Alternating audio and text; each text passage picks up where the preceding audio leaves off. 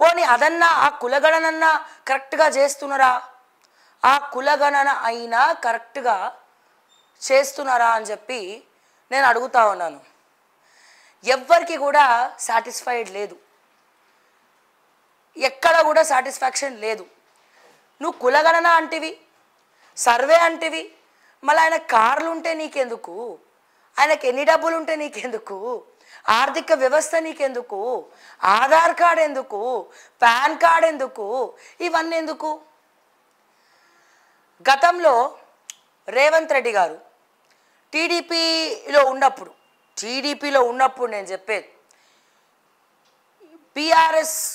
నేను అప్పుడు టీఆర్ఎస్ కాబట్టి టీఆర్ఎస్ పార్టీ ఆధ్వర్యంలో ప్రభుత్వం ఏర్పడిన తర్వాత కేసీఆర్ గారు సర్వే చేసినారు. తూర్పు తిరిగి దండం పెట్టుకుందాం మనం. ఎందుకని? ఆ సర్వే ఇప్పటి వరకు బయటికి రాలే. తెలంగాణ రాష్ట్రం ప్రత్యేక రాష్ట్రం ఏర్పడిన తర్వాత తెలంగాణ మొట్టమొదటి ముఖ్యమంత్రి వర్యులు కల్వకుంట్ల చంద్రశేఖరరావు గారు అప్పుడు సర్వే చేసినారు. కానీ అప్పటి ప్రభుత్వం సర్వే రిపోర్ట్లు బయట పెట్టలే, డేటా బయట పెట్టలే. కొన్ని కోట్ల రూపాయలు ఖర్చు అయినాయి, బడ్జెట్లో పెట్టినారు, సర్వేకి ఇంత ఖర్చు అయిందని చెప్పినారు. ఇప్పుడు కూడా సర్వే చేసిన వాళ్ళు ఏం పుక్కట్లా చేయరు కదా, పైసలు తీసుకొని చేస్తారు కదా.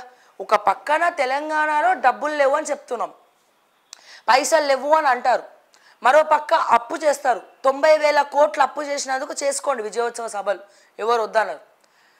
కానీ నేను చెప్పేది ఏంటంటే అధ్యక్ష, ఇప్పుడు ఈ ప్రభుత్వం చేస్తున్న దానికి బడ్జెట్ ఎంతెంత ఇస్తున్నారు, ఎందుకు టైంపాస్ ముచ్చట్లు బక్వాస్ మాటలు చెప్తారు, ఎవరి చెవులో క్యాలీఫ్లవర్ పెట్టడానికి చెప్తారు. ఎందుకంటే సర్వేల పేరుతో మనం చెప్పిన మాన్యువల్గా సర్వే చేస్తున్నారు. సో ఈ మాన్యువల్గా సర్వే చేసినటువంటి క్రమంలో ఒక కాలం కూడా మనకి మిస్ అయింది. ఏ కాలము? ఒక ప్రత్యేకమైనటువంటి కాలం ఏదైతే ఉంటుందో, ఇప్పుడు బీసీ వాళ్ళ కులం అనేది అడగట్లే. అడిగిన దగ్గర ఏం చేస్తున్నారు? ఇంటి పెద్ద పేరు అడిగేస్తున్నారు. కుటుంబంలో ఎంతమంది ఉన్నారో అందరి వివరాలు తీసుకోవాలి కదా, అట్లా తీసుకోవట్లే. ఒక దగ్గర ఏమో ఒకలాగా జరుగుతుంది సర్వే, ఇంకో దగ్గర ఏమో ఇంకోలాగా జరుగుతోంది సర్వే. ఇక ఇంట్లో ఉన్న వాళ్ళేమో కోకోకోలా తాగుకుంటూ కూర్చుంటున్నారు. అంటే నేను చెప్పేది ఏంటంటే అప్లికేషన్ ఫామే సరిగ్గా లేదు, పాయింట్ నెంబర్ 1. పాయింట్ నెంబర్ 2, చాలామందికి వాళ్ళ కులాలు చెప్పడం ఇష్టం లేదు. ఎడ్యుకేటెడ్ పీపుల్ అయితే అసలే చెప్పట్లేదు. అండ్ మీ ఇంట్లో కార్లు ఎన్ని ఉన్నాయి, మీకు సొంత ఇల్లు ఉందా, మీరు రెంటుకుంటున్నారా, మీరు ఇన్కమ్ ట్యాక్స్ కడుతున్నారా, ఇన్కమ్ ట్యాక్స్ కట్టట్లేదా, కడితే ఎంత కడుతున్నారు, ఏడాదికి ఎంత సంపాదిస్తున్నారు, మీరు చేసేది కులగణన సర్వేనా లేకపోతే స్థిరాస్తులు ఎంత ఉన్నాయో తెలుసుకునే సర్వే చేస్తున్నారా? పోనీ గవర్నమెంట్ ఎంప్లాయీస్ ఏమైనా పోతున్నారా అంటే కాదు, ప్రైవేట్ వాళ్ళని, అవుట్సోర్సింగ్ వాళ్ళని తీసుకొచ్చినారు. జనరల్గానే ధరణి అనే దరిద్రాన్ని తెచ్చిపెట్టినటువంటి సోమేష్ కుమార్ దీన్ని తీసుకుపోయి తీసుకుపోయి ఏం చేసినాడు సోమేష్ కుమార్? గత ప్రభుత్వం ఏం చేసింది? ప్రైవేట్ కంపెనీకి, ఒక ఫారెన్ కంపెనీకి ఇచ్చింది, డేటా మొత్తం ఇచ్చింది. అంటే ఎవడెవడి భూములు ఎక్కడెక్కడ ఉన్నాయి, ఏ భూములు ప్రోహిబిటెడ్లో ఉన్నాయి, ఏ భూములు ప్రోహిబిటెడ్లో లేవు, ఏ భూములు ప్రోహిబిటెడ్లో ఉన్నాయి, ఏ భూములు ప్రోహిబిటెడ్లో లేవు, అన్ని ధరణి రెవెన్యూ రికార్డ్స్ మొత్తం కూడా ఒక కంపెనీ చేతికి చిక్కింది. సో మధ్యలో బ్రోకర్లు, ప్యాకర్లు, మీడియేటర్లు మొత్తం కూడా వచ్చేసినారు. మరి ఏ ఉద్దేశంతో ఇప్పుడు ఆస్తుల వివరాలు ఒక ప్రైవేట్ వాళ్ళకి చెప్పాలి? సో ఇక్కడ ముఖ్యమంత్రి గారు ఏమంటారు? సరే మీరు నిజంగా నీతిగా నిజాయితీగా బీసీ రిజర్వేషన్ కోసమే చేస్తున్నారా? ఒకవేళ బీసీ రిజర్వేషన్ కోసం చేస్తే గనక దీనివల్ల లబ్ధి పొందేది ఎవరు? బీసీ నాయకుల, రాజకీయ నాయకుల? అసలు నిజంగానే బీసీ రిజర్వేషన్ కోసం కొట్లాడుతున్నారా? ఒకవేళ నిజంగా బీసీ రిజర్వేషన్ కోసం కొట్లాడినట్లయితే ఎక్కడ కొట్లాడాలా? పార్లమెంట్లో కొట్లాడాలా, కేంద్రంలో కొట్లాడాలా, అక్కడ బిల్ పాస్ చేయించాలా. కొన్ని రాష్ట్రాల్లో బీసీస్కి రిజర్వేషన్ ఉంది, కొన్ని రాష్ట్రాల్లో లేదు, అందులో మన తెలంగాణ ఒకటి. సో ఎక్కడ చూసినా భారతదేశ వ్యాప్తంగా సబ్బండ వర్గాలకు ఎక్కువ అన్యాయం జరుగుతుందంటే అది తెలంగాణ, అది తెలంగాణ. సో ప్రతి ఒక్కరు వస్తున్నారు, బహుజనవాదం అంటున్నారు, మళ్ళీ అక్కడితో ఆపేస్తున్నారు, వెనకడిగేస్తున్నారు. కొన్ని పార్టీస్ వాళ్ళకి ఫండింగ్ ఇచ్చి కొనుక్కుంటున్నారు. సో కాల్డ్ రెడ్డిస్ అయితేనేమి, సో కాల్డ్ వెలమస్ అయితేనేమి కొనేసుకుంటున్నారు. అరే నీకెందుకురా భయ్, గప్చుప్గా ఇగో పైసలు తీసుకొని నువ్వు సైలెంట్ అయిపోయింది. రాజకీయం కోసం ఓట్ల ముందరనే ఇవన్నీ, ఇది జరిగే అయ్యే ముచ్చట కాదు కాదు కాదు కాదు కాదు అని చెప్పి చెప్తా ఉన్నారు. సో నిజంగానే సబ్బండ వర్గాలు ప్రజలు, నేను చెప్పేది నిజంగానే సబ్బండ వర్గాల ప్రజలు కోరుకుంటున్నారా? కులగణన కరెక్ట్గా అవుతుందని మీరు ఏకీభవిస్తున్నారా? మద్దతు తెలుపుతున్నారా? సో ఆస్తుల వివరాలు ఎందుకు అడగాల? వీళ్ళ డేటా ఎందుకు చెప్పాలి? ఆధార్ కార్డ్ అడుగుతున్నారు, ఓకే. మీరు ఇన్కమ్ ట్యాక్స్ కడుతున్నారని అడిగే ప్రశ్న కులగణనలో కావచ్చు, సర్వేలో కావచ్చు ఎందుకు జరుగుతుంది, ఎందుకు వస్తూ ఉంది? సో దేన్ని ఉద్దేశించి వస్తూ ఉంది? ఈ సర్వే చేయడానికి మీ ప్రభుత్వానికి ఏమైనా క్లారిటీ ఉందా? టీడీపీలో ఉన్నప్పుడు రేవంత్ రెడ్డి కేసీఆర్ని ప్రతిపక్షంలో ఉన్నప్పుడు ఏకి పారేసిండు. ఎట్లా? సిగ్గుందా కేసీఆర్? బుద్ధుందా కేసీఆర్? ఆర్థిక వివరాలు ఎందుకు అడుగుతున్నావు? నీకు సర్వేతో కులగణనతో నీకు ఆర్థిక వివరాలతో ఏం పని అని చెప్పి ఈ పెద్ద మనిషి ప్రతిపక్ష నాయకుడుగా ఉన్నప్పుడు టీడీపీలో ఉన్నప్పుడు ప్రశ్నిస్తాడు. ఇదే మనిషి మళ్ళా ముఖ్యమంత్రి అయిన తర్వాతనేమో ముఖ్య కంత్రిగా మారిపోతాడు. ముఖ్యమంత్రి అయినాక ముఖ్య కంత్రిగా మారిపోతాడు. సో ఎవరికి కూడా నమ్మకం లేదు, ఎవరికి కూడా నమ్మకం అనేది లేదు. కులగణన majority of people, not even నా కాంగ్రెస్ కార్యకర్తలు కూడా నమ్మట్లేదు. వాళ్ళకు కూడా చాలా రకాల డౌట్స్ ఉన్నాయి. నిజమైన సర్వే, నిజమైన కులగణన ఏంటంటే మీరు మాన్యువల్గా మాత్రమే కాకుండా, గతంలో కూడా నేను ఒక స్టోరీ చెప్పడం జరిగింది. మాన్యువల్గా కాకుండా మీకు నిజంగా కులగణన చేయాలని ఉంటే, మీకు నిజంగా సర్వే చేయాలని ఉంటే, కులగణన చేయాలని ఉంటే మీరు ఏం చేయాలి? ఆన్లైన్ చేయాలి. ఎందుకంటే ఇప్పుడు ఫర్ ఎగ్జాంపుల్ మొన్నటి వరకు బీఆర్ఎస్ ఉంది, వాళ్ళు సర్వే చేసినామన్నారు. డేటా ఎక్కడ కూడా ఆన్లైన్లో ఎక్కడ కూడా మనకి చూపిస్తారు. అట్లనే ఇప్పుడు ఈ కాంగ్రెస్ వచ్చింది, కాంగ్రెస్ వచ్చినాక కూడా మాన్యువల్గా వెళ్తుంది. అంటే పేపర్లు పెట్టుకొని, పెన్ను పెట్టుకొని ఇది ఇది ఇది అని రాసుకుంటుంది. ఆ పేపర్లు వీళ్ళు మధ్యలో చింపేస్తారో తెలియదు, దాన్ని ఉత్క ఆరేస్తారో తెలియదు, అవి ఎక్కడన్నా పోతాయో తెలియదు, ఏం తెలియదు.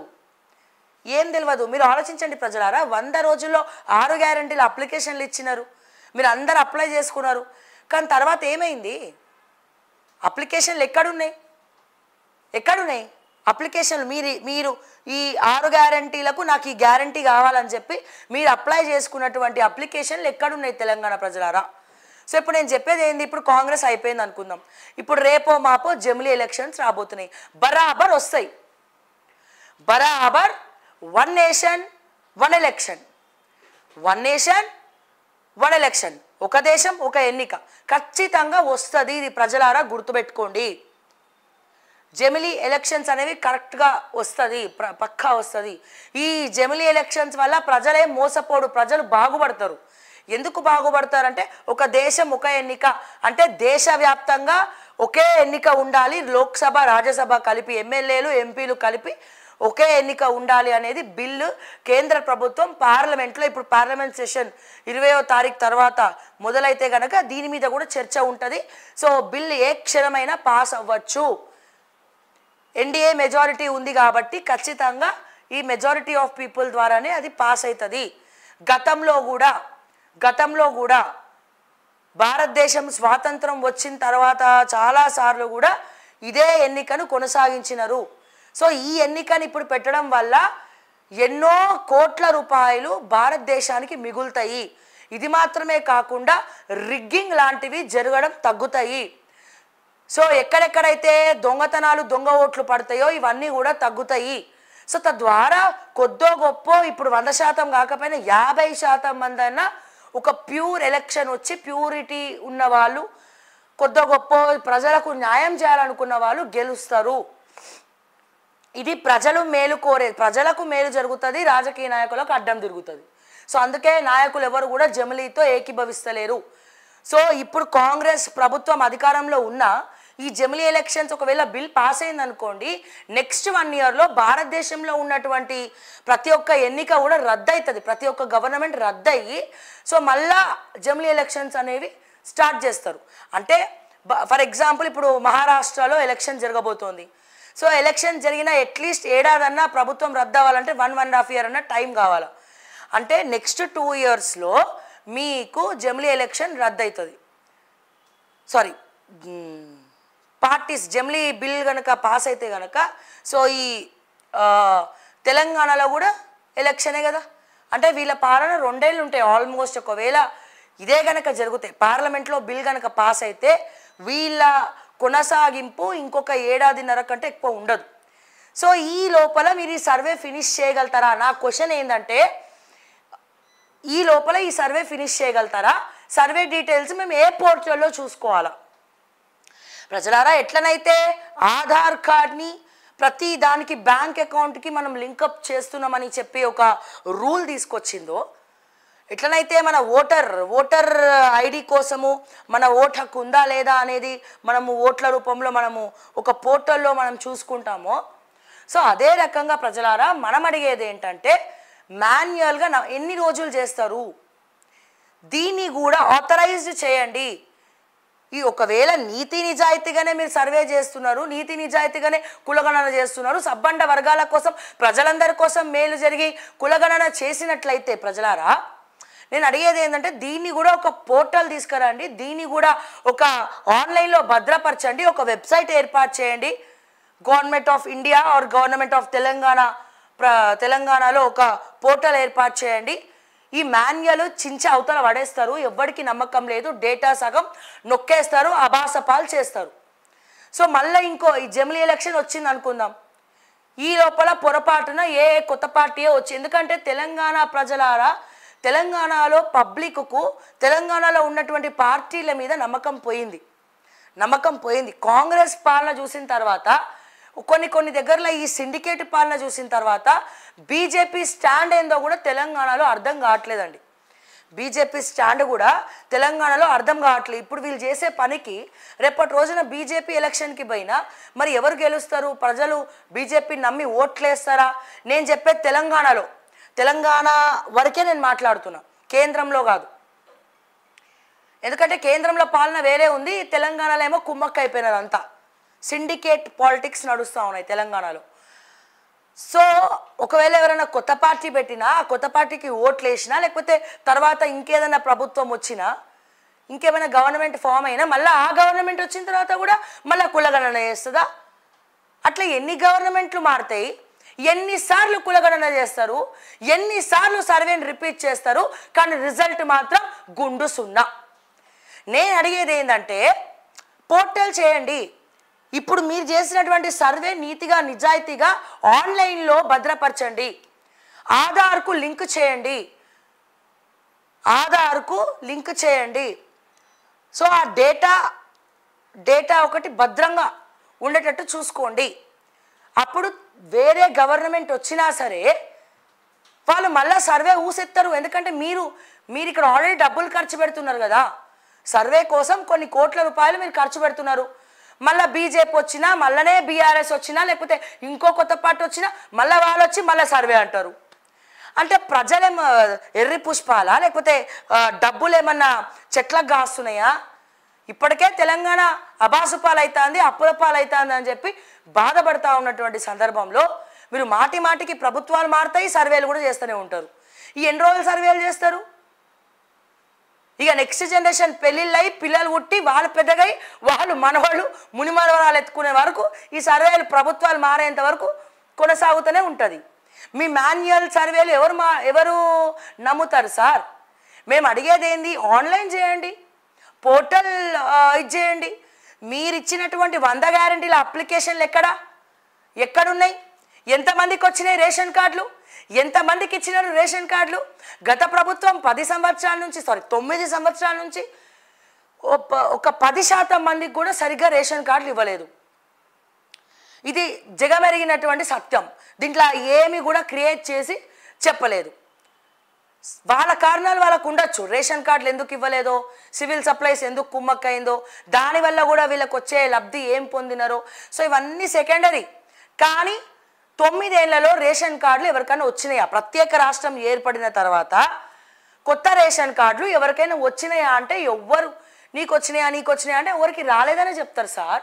ఎవరికి వచ్చినాయి? ఒకళ్ళిద్దరికి ఎవడన్నా ఇన్ఫ్లుయెన్స్ ఉపయోగించో, లేకపోతే ఇంకేదో చేసో ఆ పార్టీకి సంబంధించినటువంటి కార్యకర్తలు ఎవరైనా ఉంటే వాళ్ళ అనుచరులకు ఎవరికో వచ్చుంటే ఒక 100లో 10 మందికి వచ్చి ఉండొచ్చు.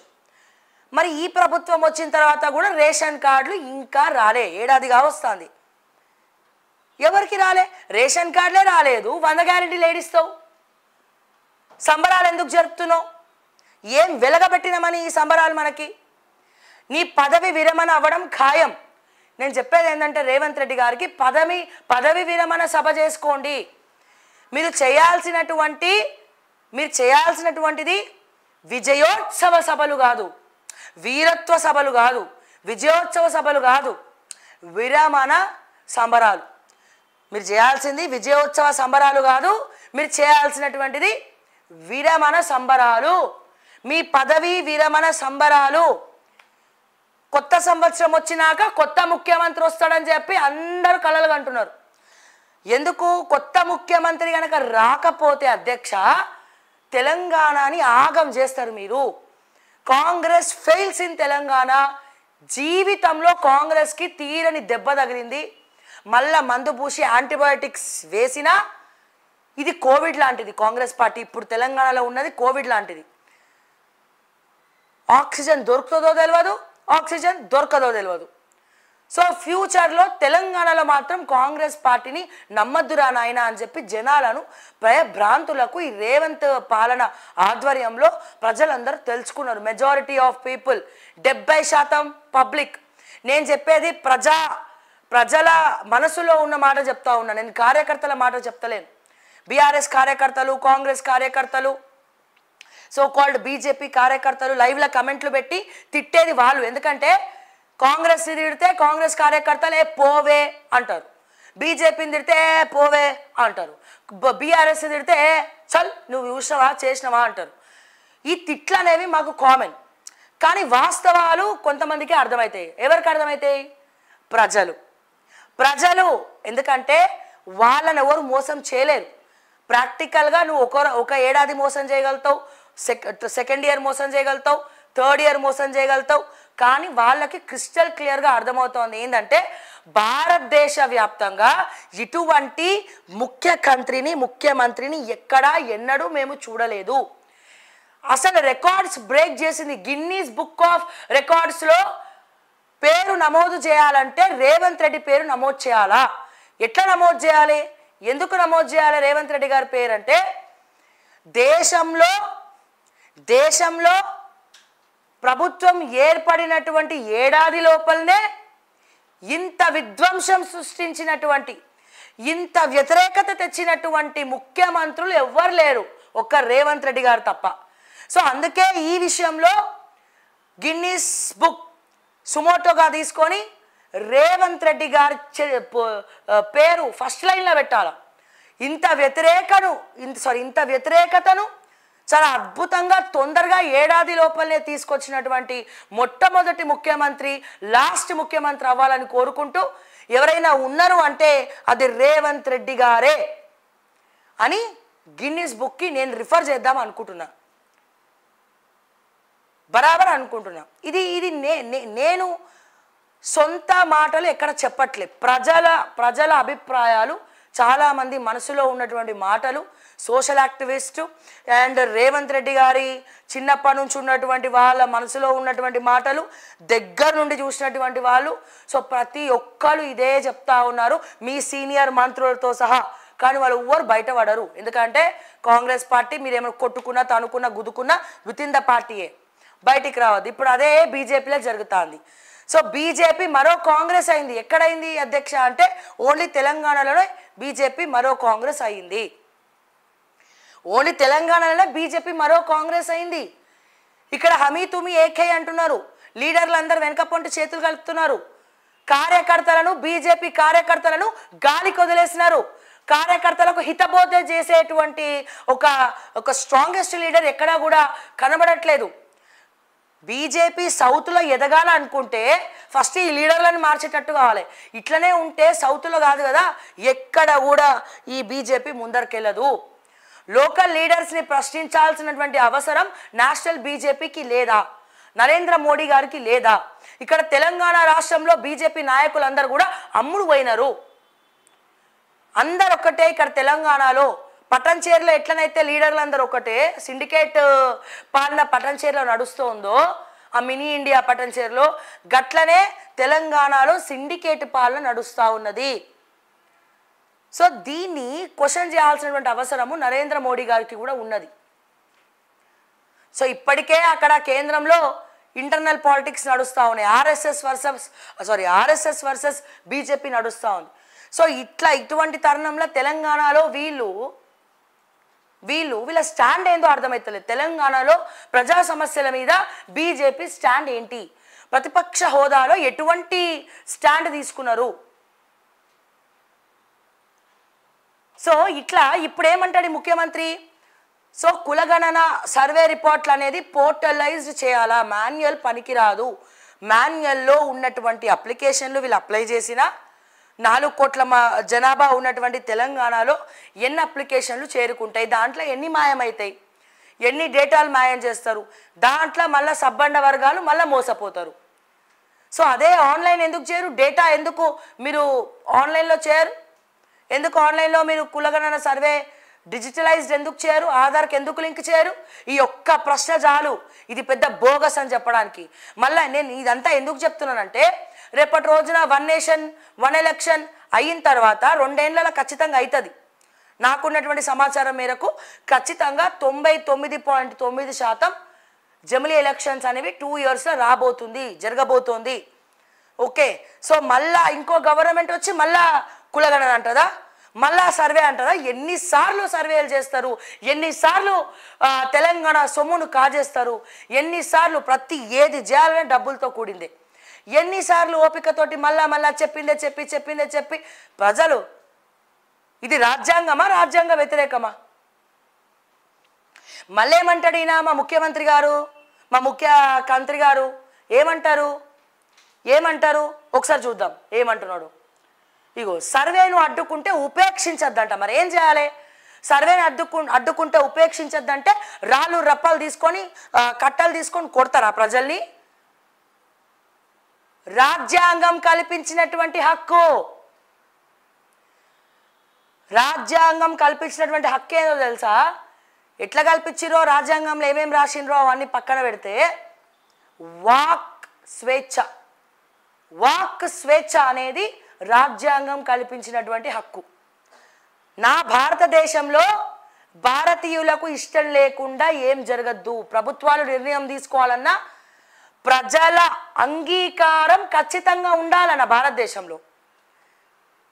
ప్రజల అంగీకారం లేకుండా నువ్వేం చేయగలుగుతావు, నువ్వు ఏం చేస్తావు, నువ్వు ఎట్లా ముఖ్యమంత్రి అయినావు, ఎట్లయినావు?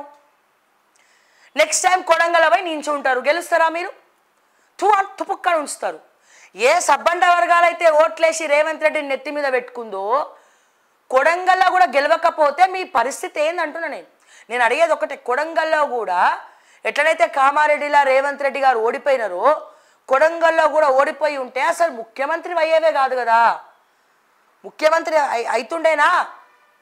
ఇప్పుడు ఏ అద్దంకి దయాకరో లేకపోతే మధు యాష్కి గౌడో చుట్టూ తిరిగి పదవులు ఇవ్వండి ఆయన అని అడుగుతున్నట్టు నువ్వు కూడా ఎవరో ఒక చుట్టూ తిరిగి పదవులు అడుక్క తింటుండే పదవుల్ని ఓడిపోయి ఉంటే.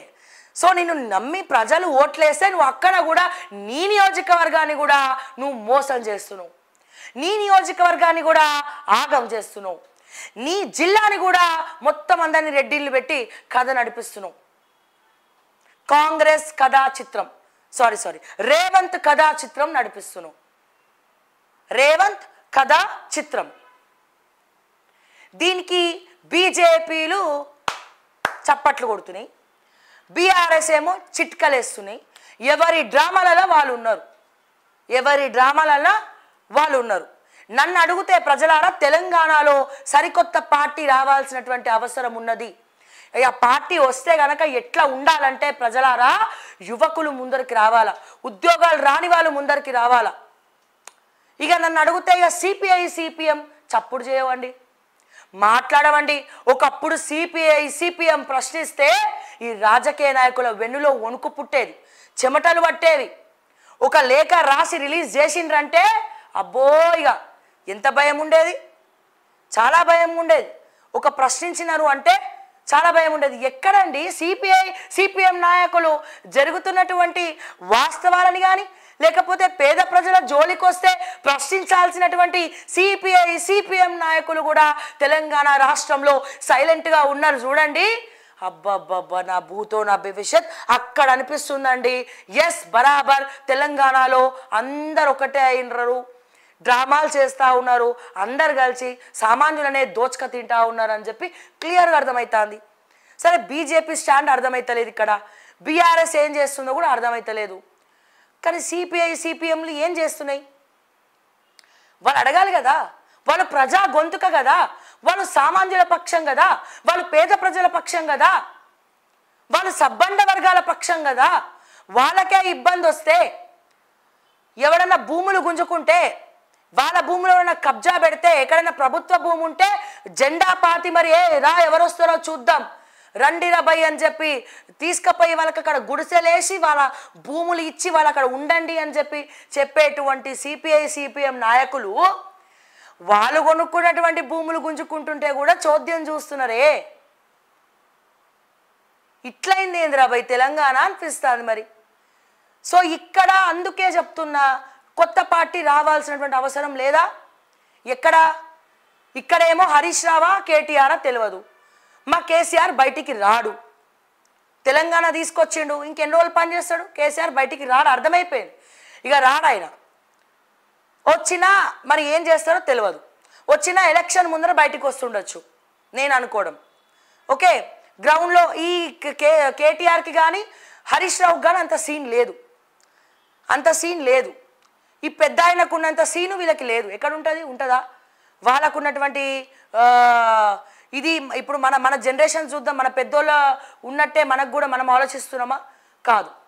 సేమ్ అట్లనే కేటీఆర్ హరీష్ రావు ఎంత గింజుకున్నా వాళ్ళు కలిసి కొట్లాడితే ఏమైనా అవుతుందేమో కానీ వాళ్ళు విడిపోతే ఏం కాదు, అస్సలు కాదు. సో ఇటువంటి తరుణంలో వాళ్ళ పార్టీ స్టాండ్ అయిందో కూడా అర్థం కావట్లేదు. ఎందుకంటే ఇంకా అవినీతి పరులే ఉన్నారు బీఆర్ఎస్లో కూడా గువ్వల బాలరాజు, బల్కా సుమన్, ఎవరెవరైతే దళిత బంధు ఇస్తామని చెప్పి మోసం చేసినారో, ఇసుక దందాలు చేసినారో, సో వాళ్ళనే ఇంకా ఓడిపోయిన వాళ్ళే నియోజకవర్గ ఇన్ఛార్జీలుగా పెట్టి నడిపిస్తూ ఉన్నారు. వాళ్ళ ముఖాలు చూడలేంరా నాయన అని చెప్పి ప్రజలు వాళ్ళని తుపుక్కని ఉమ్మేసి ఓడగొట్టినారు.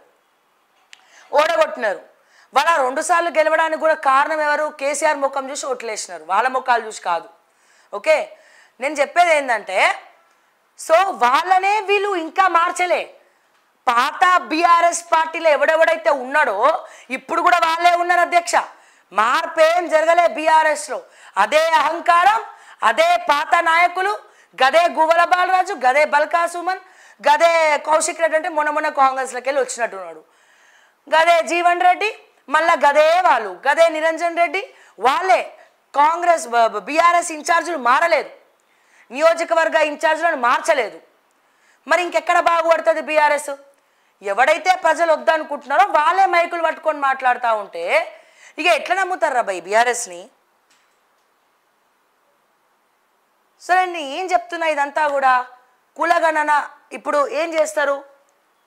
మళ్ళీ ఇంకో పార్టీ వచ్చినాక మళ్ళీ కులగణన, మళ్ళీ బీసీ వాదం, మళ్ళీ సరిగ్గా జరగదు, మళ్ళీ సబ్బండ వర్గాల అన్యాయం, మళ్ళా దానికి మళ్ళీ ఇంకొంత కులగణనకి మళ్ళీ ఇంకొంత అప్పు.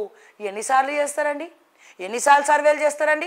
నీతిగా నిజాయితీగా సర్వేలు చేయక్కర్లేదా? మీరు ఒకవేళ చేసిండ్రే అనుకుందాం, నీతిగా నిజాయితీగా చేయాలి కదా. ఇక్కడ కూడా మళ్ళీ డ్రామా ఆర్టిస్టులు పాడాడు. మళ్ళీ ఏమంటాడు? ఉపేక్షించొద్దంట. మరి ఏం చేయాలి? ప్రజల్ని కర్రలు తీసుకొని కొట్టమంటావా? ఇప్పుడు ఫర్ ఎగ్జాంపుల్ మా ఇంటికి వస్తారండి ఎవరన్నా, వచ్చి నీ కులం అడుగుతారు, నేను చెప్పా నాకు ఇష్టం లేదంట, నాకు ఇష్టం లేదు. లేకపోతే ఇప్పుడు నా ఆస్తి అడుగుతారు, నేను చెప్పా అంట నాకు ఇష్టం లేదు. ఒకవేళ నా ఆస్తి ఏమైనా ఉంటే అది ఐటీలో ఇన్కమ్ ట్యాక్స్ చూసుకుంటుంది, మీకెందుకు చెప్పాలి? మేము ఇన్కమ్ ట్యాక్స్ డిపార్ట్మెంట్కి చెప్తాం, మేము ఐటీ కడుతున్నాం కాబట్టి మాకు ప్రతిది కూడా అక్కడ క్షుణ్ణంగా ప్రతి డాక్యుమెంట్ దేనికి ఎంత కడుతున్నామో ఉంటుంది. మీకెందుకు చెప్పాలా? Who are you? నువ్వు గవర్నమెంట్ ఉద్యోగి కూడా కాదు, నువ్వు అవుట్ సోర్సింగ్. నేను నమ్మి నేను నా డేటా ఎట్లిస్తా? టాటా చెప్పి పోతా అంటే నేను చెప్పనంత మాత్రాన నువ్వేం చెప్తున్నావు? మా ఇంటికి వచ్చిన వాళ్ళని నాకు ఇష్టం లేదంటే కూడా బలవంతంగా చెప్పి తీరాల్సిందే, లేకపోతే చెప్పుతో కొడతా, లేకపోతే అరెస్టులు చేస్తారా? ఏం మాట్లాడతారు రేవంత్ రెడ్డి గారు? వాళ్ళకి ఇష్టం లేకుండా ఎట్లా చెప్పిస్తారు? సిబ్బందిని పెప్పర్ స్ప్రేలో లేకపోతే ఇంకా ఏవో కారం కొట్టమని పంపిస్తారా? ఎందుకు రెచ్చగొడుతున్నావు నీ సిబ్బంది నువ్వు? వాళ్ళకి చెప్పడం ఇష్టం లేకపోతే సైలెంట్గా వెళ్ళిపోవాలి వాకౌట్ చేసి. ఇది రాజ్యాంగ విరుద్ధం, ఇది రాజ్యాంగ విరుద్ధం. మీరు వాళ్ళ ఇంటికి పోయి వాళ్ళ డీటెయిల్స్ అడిగితే నువ్వు వచ్చే దొంగన దొరన తెలియదు. పోలీసులా ఎవరు పని చేస్తలేరు, ఎస్ఐలు సిఐలు అందరూ అమ్ముడు పోతున్నారు. కొత్త గొప్ప డిఎస్పీలో వీళ్ళు వాళ్ళు మంచోళ్ళు ఉంటారు, కొంతమంది ముంచేటోళ్ళు ఉంటారు. సో ఎవరికి కంప్లైంట్ ఇస్తారు? ఎవరిని నమ్మాలి? వాళ్ళు వచ్చేది గవర్నమెంట్ ఎంప్లాయీస్ కూడా కానప్పుడు ఎవరిని నమ్మాలి? ఉపేక్షించద్దంటే ఏం చేయాలి? నువ్వు ఏం చెప్తున్నావు? అవుట్ సోర్సింగ్ వాళ్ళు ఎవరన్నా కులగరన్నా అడ్డుకుంటే ఉపేక్షించద్దంటే ఏం చేస్తారా అబ్బాయి? కొడతారా? నా వివరాలు నేను చెప్పను అంటే నన్ను కొడతారా? బెదిరిస్తారా? అరెస్టులు చేస్తారా? లేకపోతే క్రిమినల్ కేసులు పెడతారా పబ్లిక్ మీద? ఏం చేస్తారు? ఇంకా ఏం చేయడానికి ఉన్నారు మీరు? కొడంగల్లో రాళ్ళ వర్షం కురిపించింది కొంతమంది అయితే తీసుకుపోయి అందరు రైతులను ఎందుకు తీసుకుపోయినావు? లగచర్లలో ఉన్నటువంటి అందరు రైతుల్ని కూడా ఎందుకు తీసుకుపోయినావు? వాళ్ళ మీద వాళ్ళని ఎందుకు కొట్టిండ్రు మీరు? వాళ్ళు ఎందుకు కొట్టాల్సి వచ్చింది? ఇదే కలెక్టర్ చేసిన వ్యాఖ్యలు సుమోటోగా తీసుకొని సుప్రీంకోర్టులో వేస్తే మీ ప్రభుత్వం ఏడికి పోతుంది? ఇప్పుడు మా హాస్పిటల్లో పైసలు లేవు, సుప్రీంకోర్టు దాకా పోయి అడ్వకేట్ని పెట్టుకొని. మరి బీజేపీ అడగచ్చుగా, మరి బీఆర్ఎస్ వేయచ్చుగా. కలెక్టరే చెప్పిండు కదా నా మీద దాడి జరగలేదని కలెక్టర్ చెప్తాడు. ఇక్కడేమో మీరు అరెస్టులు చేస్తారు. కొట్టిన వాళ్ళని మాత్రమే కాకుండా అందరిని తీసుకుపోయి రాత్రికి రాత్రి 300 పోలీసులను దింపి నువ్వు పోలీస్ స్టేషన్లో కూర్చుండబెట్టి నువ్వు నెక్స్ట్ టైం మూకం ఎడ పెట్టుకుంటారు? కొడంగల్ అడుగు పెడితే ఎక్కడ పెట్టుకుంటారు?